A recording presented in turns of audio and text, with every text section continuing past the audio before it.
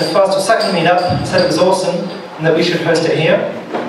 So, a nice suggestion. Thank you, Christian, for allowing us to do that. We're delighted to do it. All welcome to Hybris. Hybris, if you don't know, is a completely awesome company that forms the backbone of probably the majority of major e-commerce companies around the world, e-commerce sites. We have 3 of our rock stars presenting today. Sir Klaus, Lady Andrea, and Sir Giancarlo. Not sure where he is at the moment. There we are. And yeah, so we'll kick off with Andrea and Klaus. Thanks. So, hi, I'm Klaus. I work in hybrid product management and product and technology and on microservices. I've been clean of large monoliths for like the better part of this year now. And yeah, I'm here with Andrea. Hi, I'm Andrea, I also work at Hybris, surprisingly. And I do more or less the same as Klaus, but on a lower level, so more platform, core services stuff. Yeah, well, I actually work on commerce and actual application functionality. So you can read the large disclaimer if you're interested, memorize it, we'll ask questions about it later. So today what we're going to do is we're going to talk a bit about how we came to a decision to work with a microservices architecture, what we encountered along the way, what we discovered, both in terms of organization and in terms of developing the software. It's mostly going to be non-code, what you'll see. The fun part of code comes later. And I guess we'll just dive into it.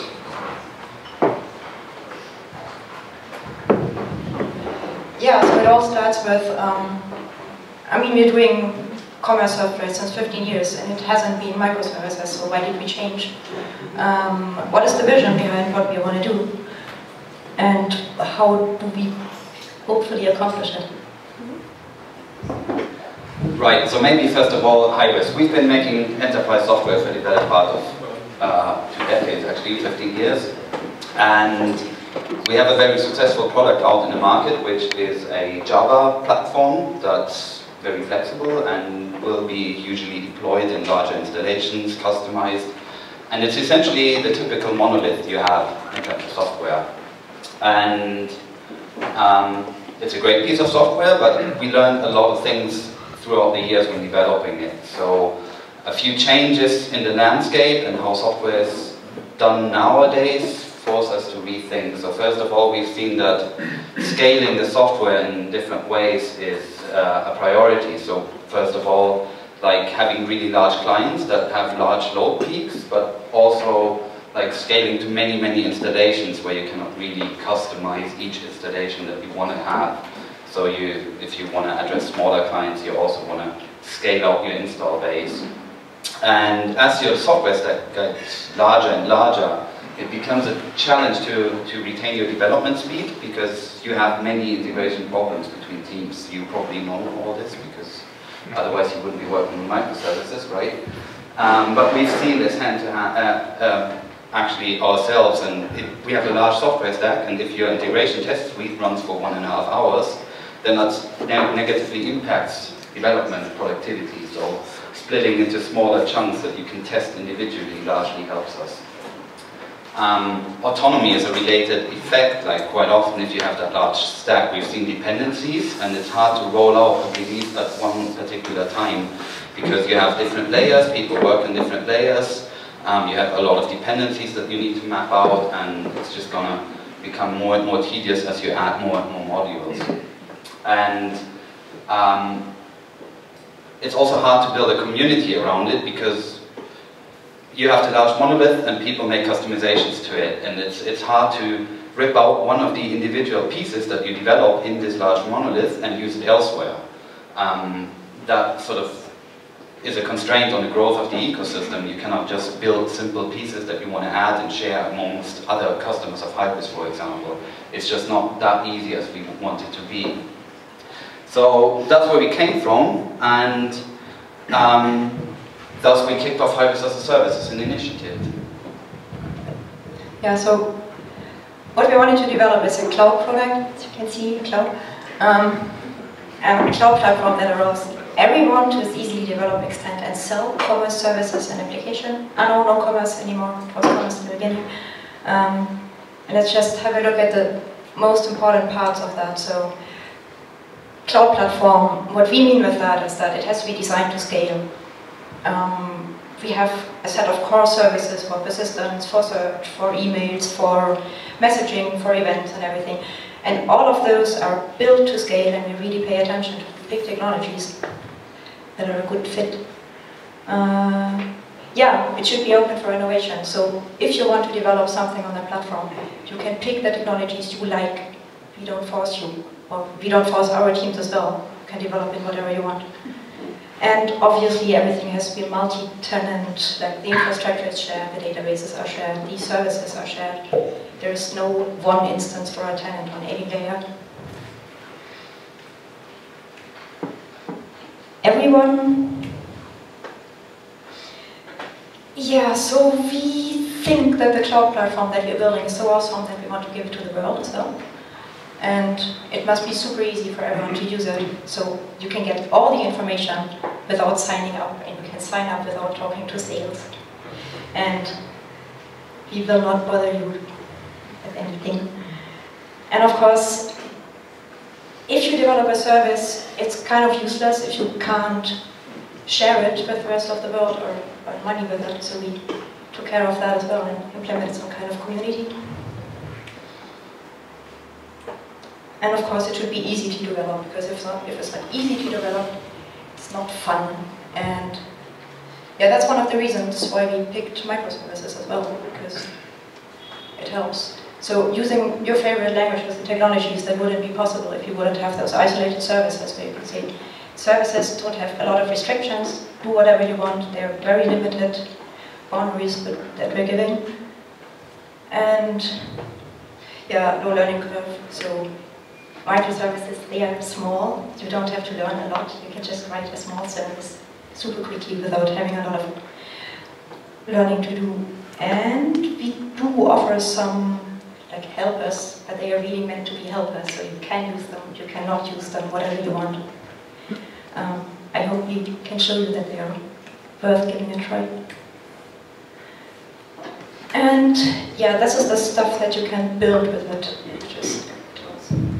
Yeah, so we actually need to build applications, right, not just platforms. We try to make shops and merchants and all kinds of businesses happy in commerce, and we want to deliver rapidly. So getting rid of constraints is important, and what we actually do now is we build on the core services. Andrea's team are developing in whatever languages we want, and build specific services, for example, for search, for product catalogs, for pricing. And we can scale out the individual pieces, pick best technologies for them, and it really increases productivity. And just services are also boring to business users and customers at least. We try to apply the same technology agnostic approach to the actual applications that we develop. So we do API first development, and then we ship templates to our customers of how to do, for example, a storefront in HTML5 or iOS applications that integrate with REST APIs and things like that. And then in enterprise applications, business tooling, back office tooling is often a challenge, because that needs to be extensible, it should look consistent, you want single sign-on, a lot of different systems. So we also have like a back office technology in which you can plug in various pieces that also depend on your microservices backends and orchestrate business functionality across them. So these are like the three major things that we build on top of our platform. Yeah, when we got started, we thought a lot about how we want to build them. Maybe you know the 12 Factors Manifesto and all these manifestos out there, so we started our own. Seems to be cool to have one. So we came up with Y factors. And Y is for hybris, it's not for Y. Yeah, so we mainly compiled them because we figured that it's a super different way how we develop software, and we wanted to give the developers and everyone else some guidance on how to work with that without having to read all the 1 billion other manifestos. So we wanted to have an open technology landscape. We want to give the developers the freedom to pick exactly the tool where they think that is a good fit. So that they can also innovate, they can try out some new programming languages and everything. Second, yeah, if you pick a technology, so you're free to pick whatever technology you want, just make sure it scales. And make sure it scales cost efficiently, so everything scales if you just throw enough memory on it, but that's not the kind of scaling we mean. And designing for failure, that's also super important. So you have all those distributed, you have so many pieces that are interacting with each other, and keep in mind that some of them can be down, which means eventually they will be down. So if you have a service that is interacting with other services or with a database or whatever, make sure that they are still reactive and still give you responses and also recover from failures. That's also important. So yes, you can pick the technology you want, but also think about your consumers. So we don't want that people, when it comes to the customers, it should still be a consistent experience.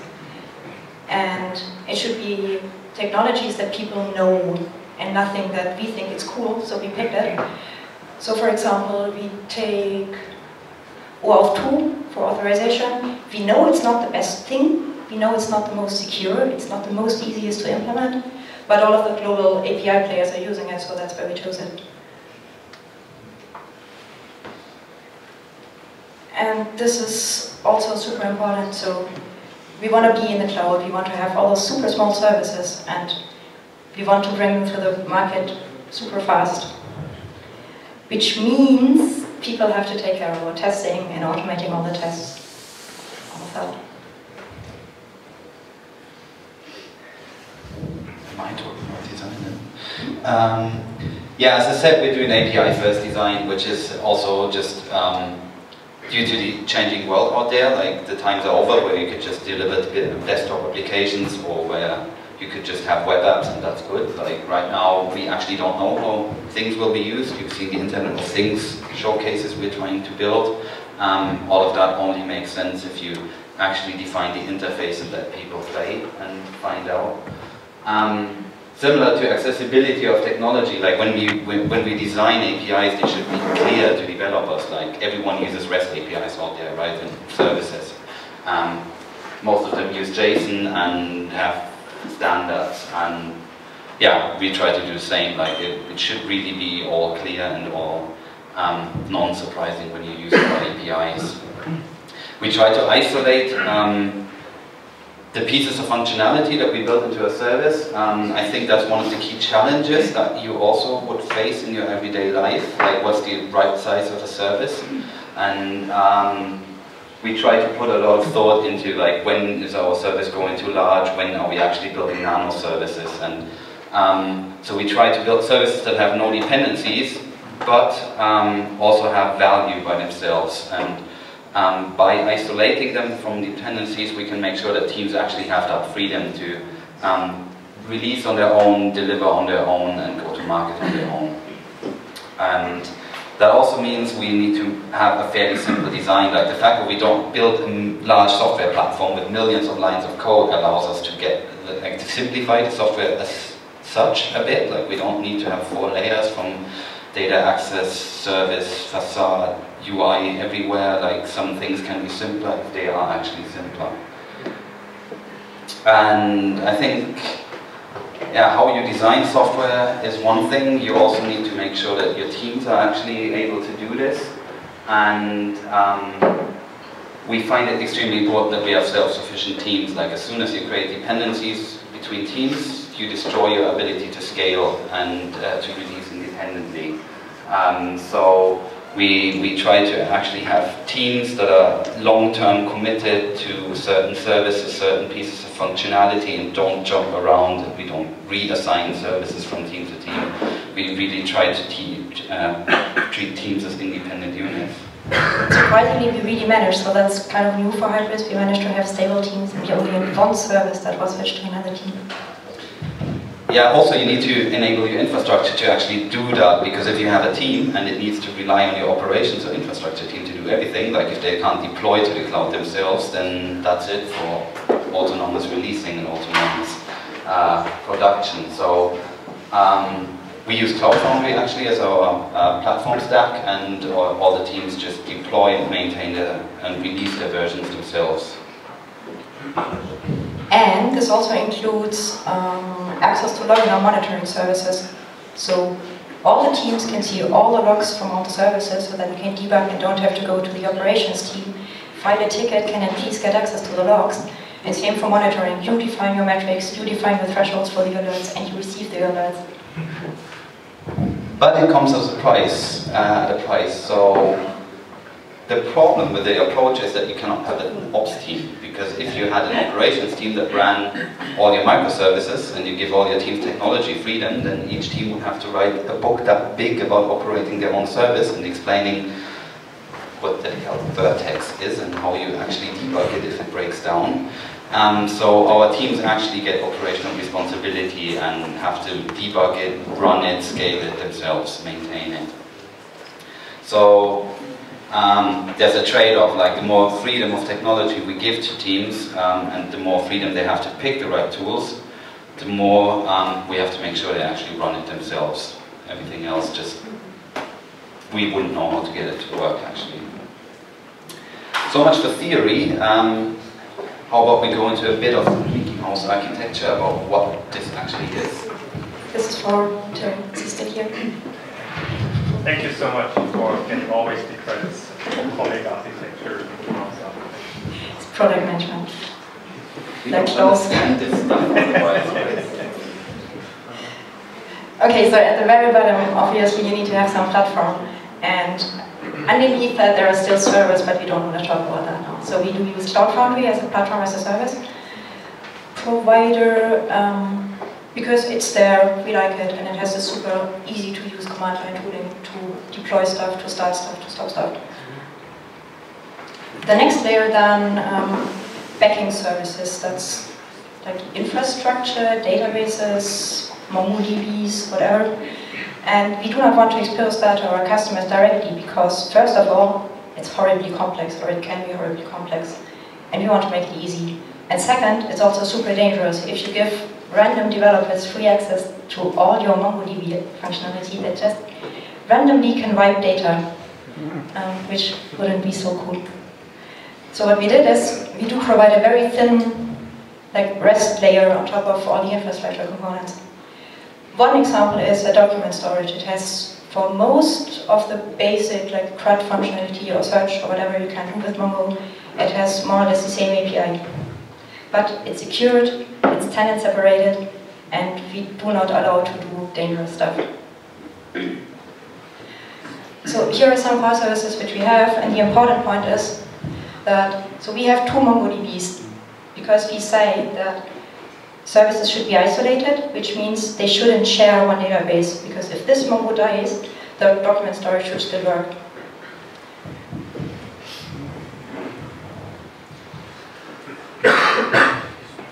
Alright, on top of that, we actually built the business functionality and business services. So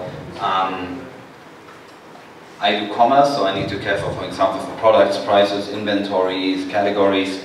So what we do here typically is we pick the right core services that for our job, like products fit nicely into a document store, so we use that, or product images into a media store. So we use pretty much the entire layer below, and sometimes we even roll our own core services, to be honest. Like sometimes we need a specific tool, like for example a search engine or graph or whatever, and then we're free to do that, to have our own banking services and core services, but then we actually are also stuck with the operational responsibility. On top of these microservices that have fairly isolated pieces of functionality, there's mashups, which we're going to talk about a bit more in a bit, and here just a few more examples. And on top of the services and the mashups, like in both layers, we actually built applications that only use the REST APIs. That's actually also fairly important. There is no way around the REST APIs. The services themselves can communicate via a message bus. That's quite helpful for asynchronous communication, but the storefronts and business tooling or whatever applications you write all go via the actual service abstractions. We do appreciate that we're not going to do everything you have ever dreamed of, so we are building up, or we anticipate that there's functionality going to be sitting next to it. There's hosting platforms out there. SAP has one in HCP. There's obviously Amazon and Heroku and all the other clouds out there. And the assumption is that your business will always have its own requirements. You will always roll a few APIs and services yourself. And then you will end up building applications and mashup that actually combine functionality from us with functionality that's custom built or from these other interwebs out there. Mashups might be quite interesting.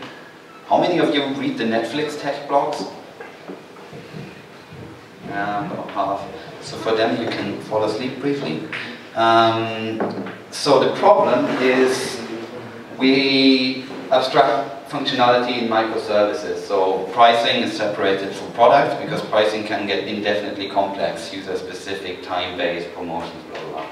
And so if you end up rendering, for example, a product detail page, you end up calling 20 services for the core product record, for pricing, for recommendations, for category structures, inventory, whatever, images, Facebook sharing. And you build 5 clients, and all of these 5 clients have to call 15 services, 20 services, and it's not fun implementing. So the concept is you put a so-called mashup in the middle that consolidates responses. So it's mostly a view, in this example at least, that you put on top of a set of services. And that way you can move down a bit of the business logic and error handling, like you don't have to make all these decisions. Like for example, if the recommendation engine is down, what do? You just don't show recommendations. It's not a big deal, is it? If the product service is down, you cannot really render a product details page because you don't know anything. If you have no prices, then you're probably somewhere in the middle. You can show the page, but you cannot buy the product. So all of these error cases and distinctions that you want to think about, you can think about once and then reuse that in all clients. The other nice effect is that you actually only have one request, one HTTP request going to the backend. So that actually improves performance. And yeah, it's easier to do resilience, like you do the failure scenarios once, and also because you do fewer requests from the client to your data center, more requests inside your data center, it's actually less likely to fail. You can make your applications behave consistently, like the same strategies apply to multiple clients, and of course you can offer much nicer APIs. No one likes to call 20 services. And we use Hybris from Netflix for it. It's an awesome framework built on RX Java, which comes from, which is actually a .NET port of the reactive extensions. It offers us a lot of powerful tools, and for example, it's very straightforward to parallelize calls to backend services in Hybris, and it's very easy to set up fallback strategies and so-called circuit breakers. So you can deal with the fact that, for example, my inventory service gets overloaded, and I can still return responses to clients and stop calling the inventory service altogether until it recovers, so I don't keep flooding it with requests when it's down anyway. It's a very neat piece of technology. If you don't know it and happen to do Java or JVM languages, I encourage to look at it. Netflix also, it's actually from Netflix, and Netflix also published this nice diagram, like you have one client, what do you do to actually render a complex page? You call a product, you call a price. If you have that information, you can call more services, and instead of doing that, you just consolidate everything in one request and do more requests inside your data center where latency is much lower. How about a bit of how do you actually do one of these services? Okay, we figured that we might probably write hundreds of microservices, so we wanted to make it super easy to get started with it. And especially get rid of all the boilerplate code writing, like, I again have to write a validator for that, and all the annoying stuff. So that's the basic anatomy for service. Super simple. RESTful API on top. Depending on what technology you use or what container you deploy to, you have to have some deployment configuration. And in between, you can do everything you want, as long as it scales. So this is the technology stack we use at Hybris. We deploy to Cloud Foundry, we use standard build packs to deploy to it. And we have this deployment pipeline, so we have different deploy environments, like dev, test, staged, more. And if you have anything which is environment specific, like the varies by database, just put that into standard environment variables. Traditionally, Hybris was only doing Java software, so surprisingly, we mainly hired Java developers, which means, yeah, Java historics, and some teams started experimenting with Ruby and Scala. And on top, for the RESTful API, we do use RAML, RESTful API modeling language, to model the API. Only JSON for payloads. We don't like XML. And we have a set of common traits and schemas to keep the API consistent, which I'll show you in a second. And now this is the SDK which we have. So all you have to do is you write your API definition using RAML. We have a basic Java template, and you press the magic button, and you get basic Java project, you get the API implementation out of the definition, and you even get some documentation for free. Who likes writing documentation? That's an example for RAML. Does anyone know it? Cool. Does anyone not like it, of the ones who know it? So for the ones who don't know it, it's super simple. So you have your resource on the top, like your root resource, products. You say, this is a collection. I can get and I can post on it. The get is paged. As a sub-resource, you can have product ID as a variable. This is an element and not a collection. You can get, you can put, and you can delete. So,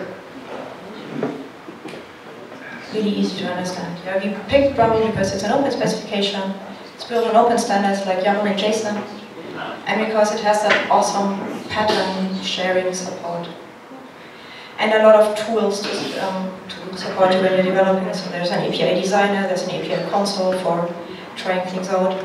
There are some tools to generate your tests out of it. You can generate clients, you can generate server code, all of that. The patterns, I really do like them because this is the way how we ensure that the APIs are consistent. Even though teams are independent, APIs have to be consistent. And we don't want to write like a manual whenever you do blah, you have to. So what we have is a set of traits. And if you want to use them, you include and you say it is paged.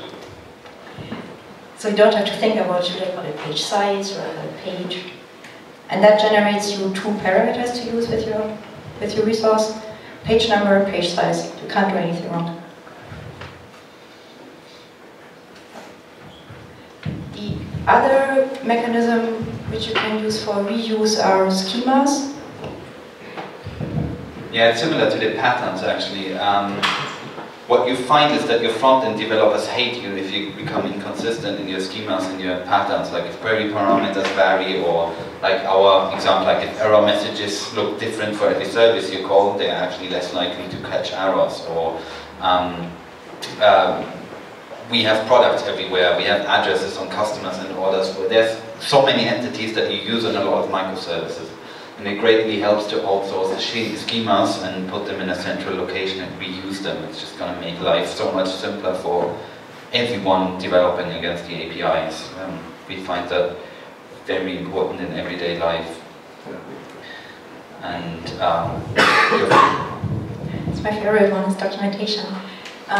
We figure that it's kind of impossible to have the documentation in sync with the implementation. So what we do is we version the documentation as markdown files within our services. So the service itself, in the code, it has the documentation, And when you deploy your service to one of the environments, it magically updates the documentation, nicely rendered as here, and all of the documentation is integrated into one manual, and all the services display all the documentation in a central place. That's what I want to say. We're using Docpad for it, which is cool.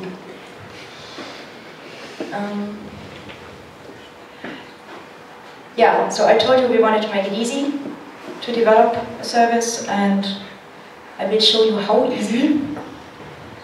You can see a product manager develop a service in a few seconds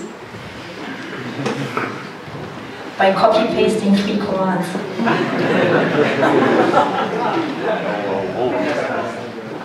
That's the first command. It's a standard Maven archetype. We say which archetype to use. We say, yeah, it's from Hybris, surprisingly, and we're already at version 3.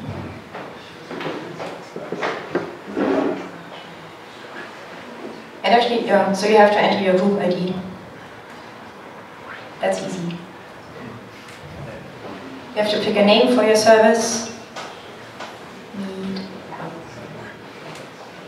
You have to press enter 3 times.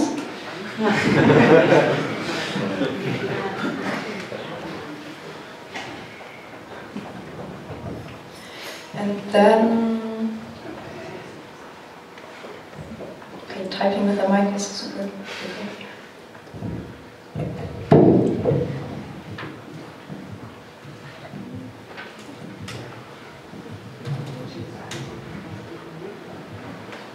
So you get a basic project structure. It's you have your POM file, you have the documentation folder where you put your markdown, and you have the source folder. And in the source folder, I won't show you now because it's really super difficult to find them. So the next thing you have to do. Now there's one thing I have to show you. So can you open a file in the editor for me? Source main resources API Meetup.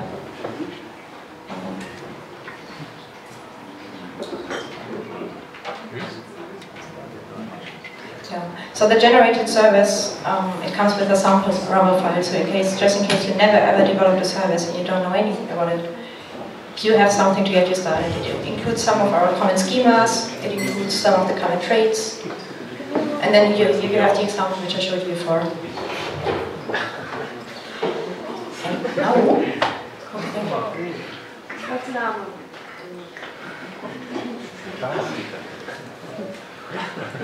name?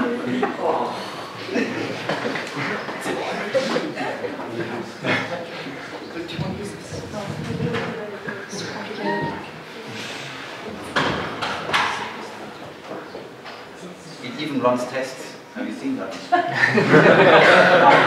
So it proves that the generated code actually is working. So now, you don't see it, but it just generated the code out of the RAML file. So the next thing is we just start a Jelly. We can also start a Tomcat.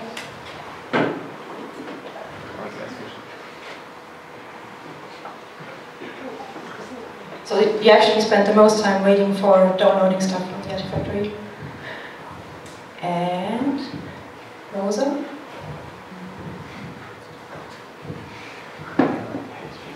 Thank you, Klaus.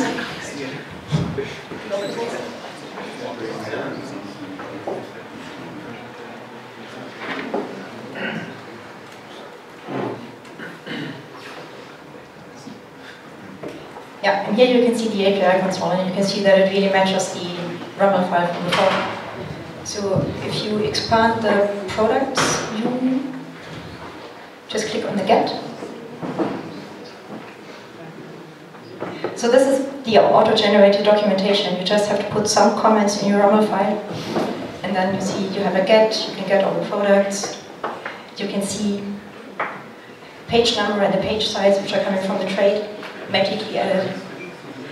And you can even play around with the try at top, but I won't show you now because it only generates like a mock implementation. There is no logic behind it. You still have to do that, and you still have to persist your data. We also didn't add that. So if you That's the SDK. Applause for the developers. They're here in the morning.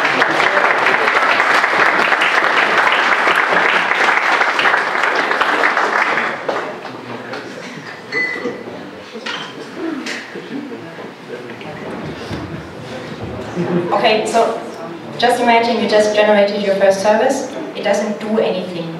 If you wanted to do something, the easiest way is to just use the core services.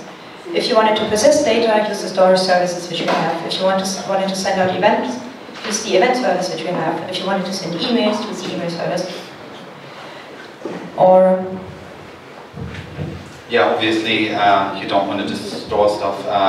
Yeah, we ship commerce services, so if you ever need a commerce platform in the cloud, there's the notions of customers, orders, shipping, products, whatever, all the commerce services, and you will add your own, like maybe you have your own recommendation engine. And now it's cool that it's easy to generate services, but it also must be really easy to consume them. So if you want to target app developers with your services and APIs, then we think it should be trivial to do that, so we can also show that actually. Oops, that wasn't good.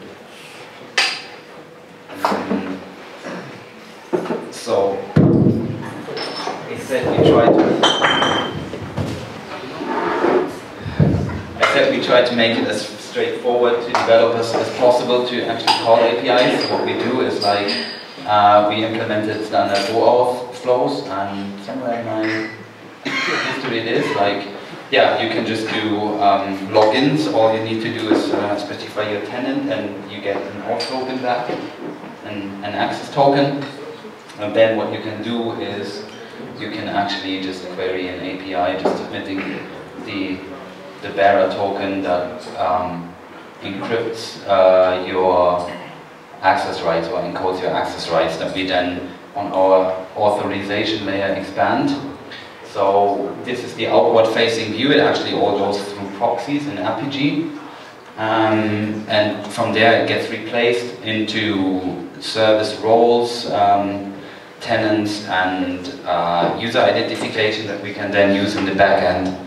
And so our backend services don't have to do authorization themselves. They actually just get your access rights, and then it's straightforward. All of the services get called in the same way. You get that simple JSON. This is just a product list that looks extremely boring on a console, but you get the idea. Like, it's just, there's really no magic, so it's easy to use for everyone. And also the auth tokens that we issue are valid for all services. So this is essentially a single sign-on across all microservices, and we can also expand that across third-party services that are registered with us. So that makes it really simple, because you don't have to deal with a lot of different tokens and authorizations and scopes when dealing with different services, which you will most certainly in a microservices architecture. That touches on the subject of extensibility already. Like, as we say, like, we roll certain pieces of functionality ourselves. You will likely have your own stuff that you want to build. And we need to provide for that. It's mostly a problem related to extensibility of software as such, less than to microservices themselves, but it's also visible within our organization. As we develop a lot of microservices, we need to make sure that people can use them in the way they want to use them. So just because we roll a product API doesn't mean that everyone expects the same behavior or wants to do the same thing. So we need to make sure that it's useful in various different contexts, which is one of the strengths actually of isolating pieces of functionality. So we use, or we work on making all schemas that we have extensible to actually leverage all the NoSQL capabilities we have below, and go away from customization of database schemas and tables, but really flexibly store whatever data you want to store. And for functionality, we have the same thing. We need a few configurable aspects, but also the microservices themselves give you a lot of options to expand on functionality, just because you can orchestrate them the way you want. By abstracting pieces of functionality, you build your own mashups. you intercept the flow, like instead of just calling one ABC, you can call AB and then do something else and go back to C and then do yet something else. Like, it's a lot harder if everything's encapsulated in a monolith to orchestrate things in different ways. And last but not least, the whole microservice concept doesn't work for us without events and asynchronous communication. We have to deal with the fact that services are down, and we have to deal with the fact that services do something and someone else wants to react to it, and we cannot hardwire it because the services are isolated. So we are heavy supporters of event-based systems, and we actually use Kafka as a message queue behind to orchestrate, for example, what happens when you place an order, or what happens if you publish products.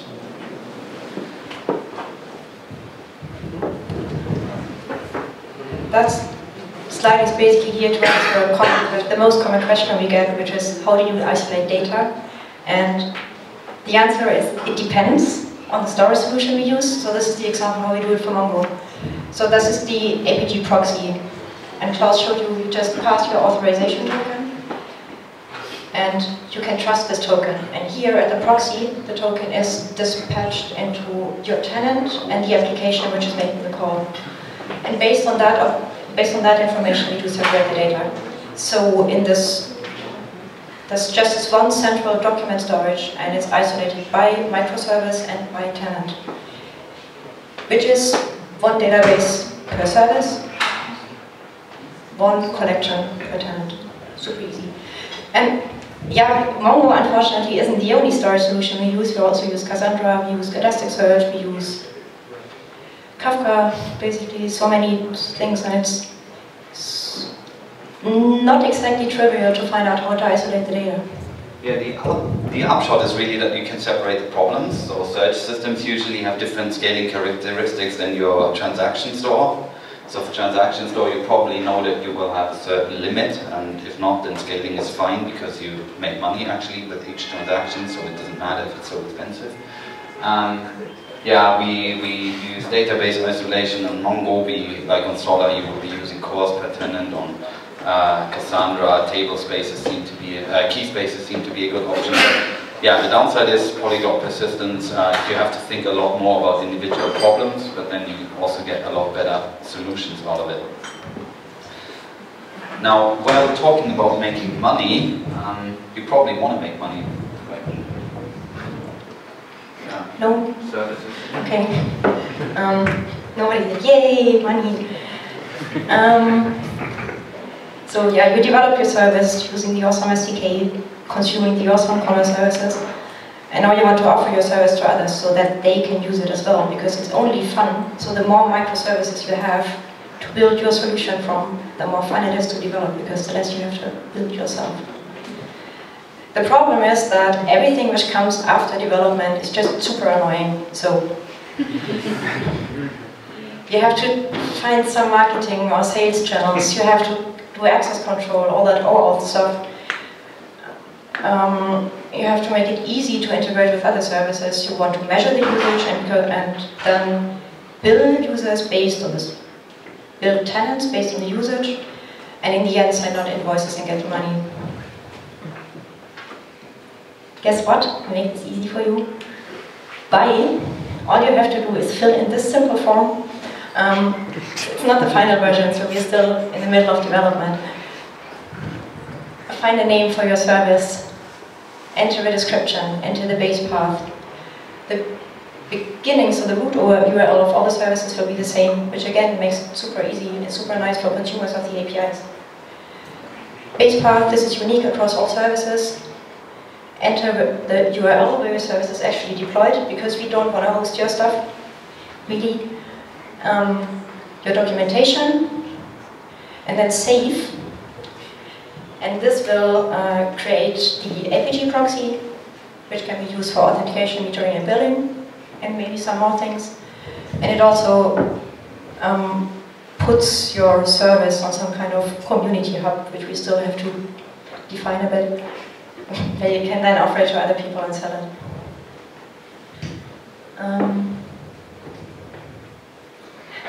That's about it. yeah, if you don't know these bookmarks, then you probably want to check them out. But I assume you got that far in most of the things if you ended up going to a meetup, actually. We really like RAML. We really like everything Martin Fowler likes, most everything. The reactive manifesto is very good. It's something that I only came across when starting to work actually on Microservices. SAP is the strategic partnership, right? And yeah, do check these out. But now really, let's engage in a conversation. Like now you've seen a few things that we do and how we do them and why we decided to do them. And we'd be very interested to hear, like, have you used any of this? Have you made bad experiences, good experiences? Do you use different technologies? If so, why? So let's talk.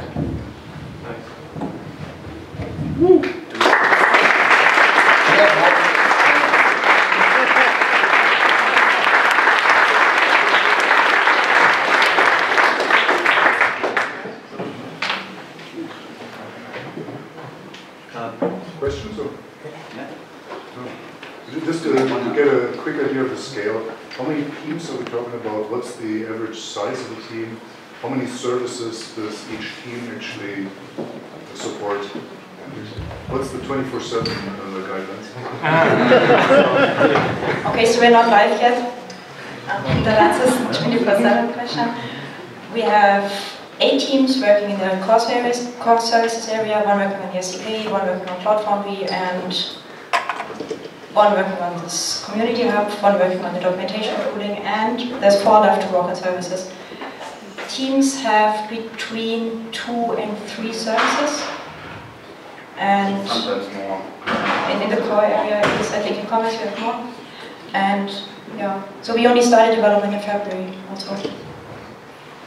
Yeah, and team size varies also between, like the UI teams can be very small because they don't have to do DevOps and deployment complexity so much.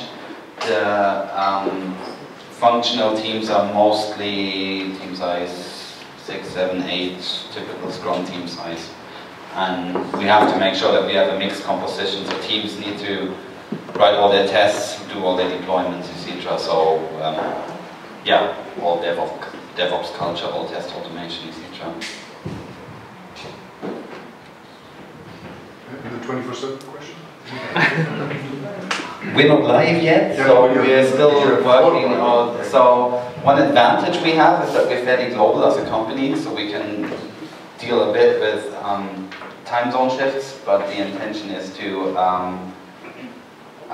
monitoring will have to be on the teams, or like notifications, down notification, load notifications will have to be on the team with on call, and for like end user and business support, we'll just leverage the support organizations we have inside SAP and Hybris. But ultimately, if the service breaks, the team is the only one who's able to fix it. So if you, all the SLAs you guarantee are essentially on the team.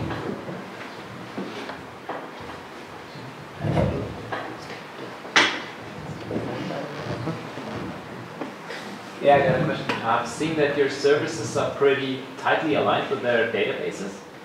And I was wondering how you avoid shared state with such a setup.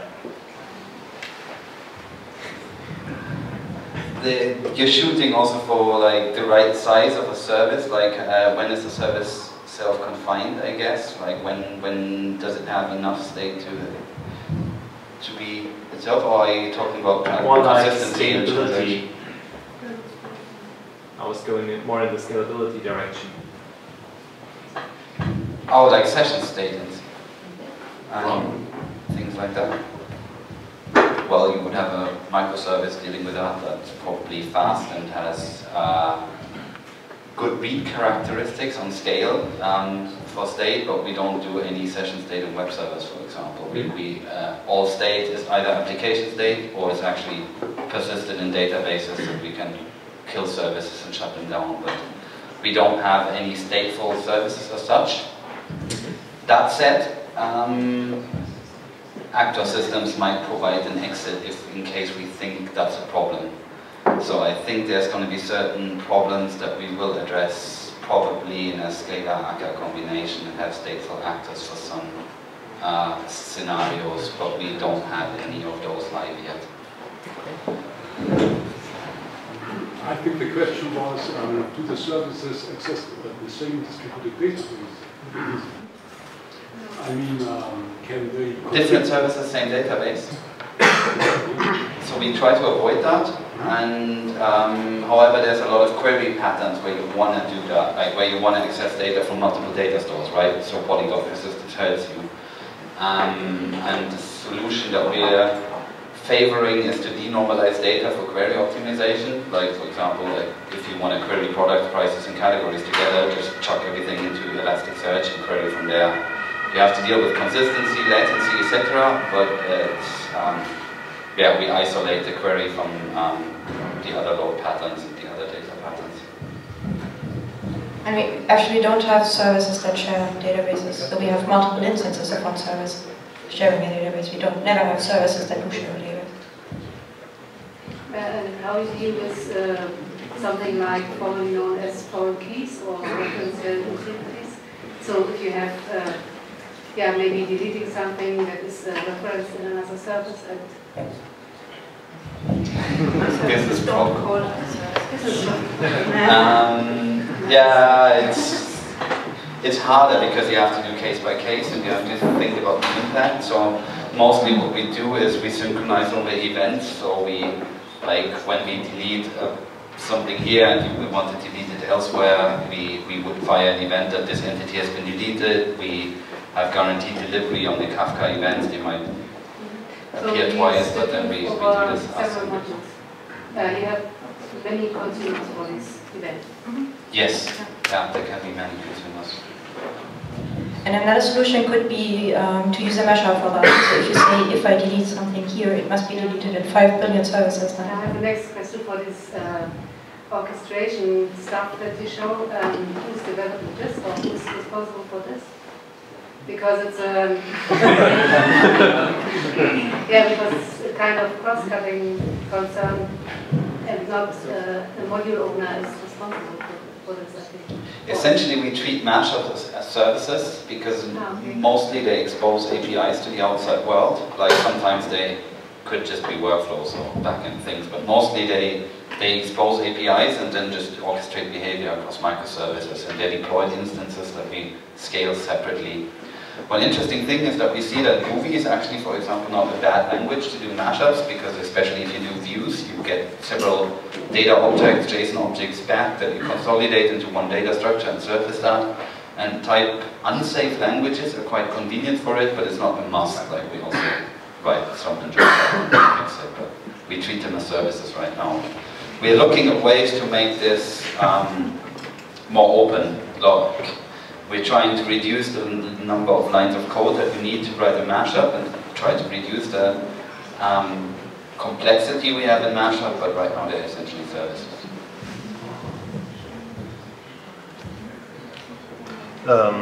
If I understood correctly, you are treating your mashups as a separate services which are developed more or less by separate teams, not necessarily by same teams which are developing microservices, right? How you ensure the compatibility between microservices and the mashups? Probably, yeah, different versions, different APIs and stuff like that. Yeah, so if the APIs break, it's not just the mashups that are in trouble, it's all applications that you break if you do breaking changes on the APIs. We do try to be careful with that. Like if you're in production, and like we're in enterprise software as a business, like it's not an angry mob of GitHub people that scream at us, it's actually people on the phone that pay us money, so it's bad.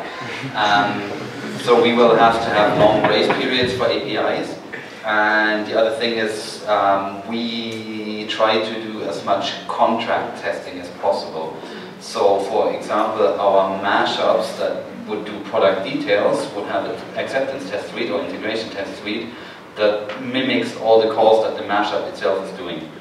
And we run these tests regularly on build, and a lot of them actually hourly on our deployed infrastructure, and the tests turn red if someone deploys a new incompatible version. it's overhead. We have to write automated tests for it, but then like at least something turns red if you break it. Do you have a specific tool for this, or for the contract tests, or any other than for other tests? I just wanted to add, so the basic rule is don't break your API. It has to stay compatible. If you do the version add, write release notes, come up with a migration path, and right now, even during development, the old service version has to be available for at least 2 weeks. And before you shut it down, send an email out to all the teams and say, hey, migrate. And in terms of testing frameworks, at least in Commerce, we largely use Spock and Rest Assured. Spock is Groovy, Rest Assured is Java, if I remember correctly. And they're optimized framework to do REST calls. So you have a very simple way to do REST calls and check assumptions on it, like that the response code matches, that the body matches, that headers match, and the tests, like I can read the tests, which is good. And yeah, but we just use REST frameworks there. But who is developing your acceptance contract tests? The team developing microservice, or the team developing mashups, which is actually consumes microservice? Right now it's the teams that consume the services, that write the contracts for the services they consume. Cool. Yeah, I'm not sure if that's totally cool. Like as a team, when I just do the API, it would also be like to have a test suite that makes sure that I don't break my API. Like I also need to have acceptance tests for that, which is the other side. So we do both. But if you happen to do refactor and IntelliJ and change your test with the API, then you might be stuck with only the consumer notices. So we have both. We have test suites from the services and from the consumers, but the consumers are actually doing the contract testing. Okay.